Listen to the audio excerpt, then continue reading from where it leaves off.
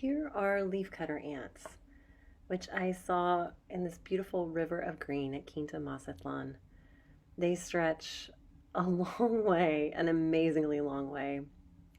And I watched them. It was one of the prettiest things I've seen recently, the way that they would work together to transport these leaves over such a large distance.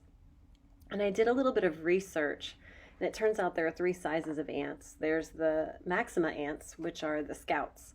They're the biggest, and they go out looking for the best leaves. The ants use these leaves not to eat, but they grind them up and they make little pellets out of them. That's probably a Maxima right there that just went by.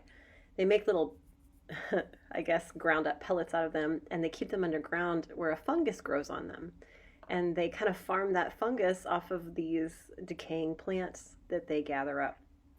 So the Maxima ants scout it out. The Media ants are the ones who have strong mandibles to cut the pieces off of the leaves and then drop them to other Media ants that carry them. They have a groove in their forehead that allows them to carry a leaf a little more easily. And then it's the Minima ants that are inside the burrow, grinding up the pieces into pellets and then farming the fungus.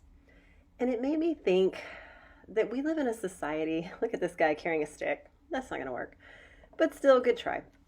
We live in a society where we're told that we have to go it alone. We have to pull ourselves up by our bootstraps. But the way God truly created us was to be in community like these ants, that we need each other.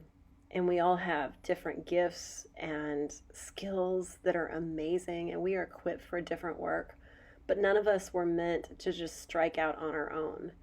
We thrive when we're in a community together.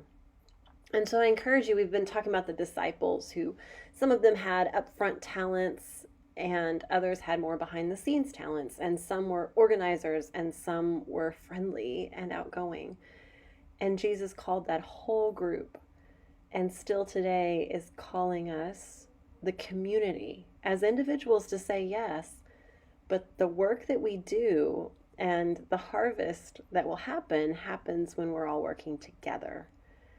And so perhaps you'll come across some leafcutter ants sometime soon and think about how God designed them the way God designed us to need each other.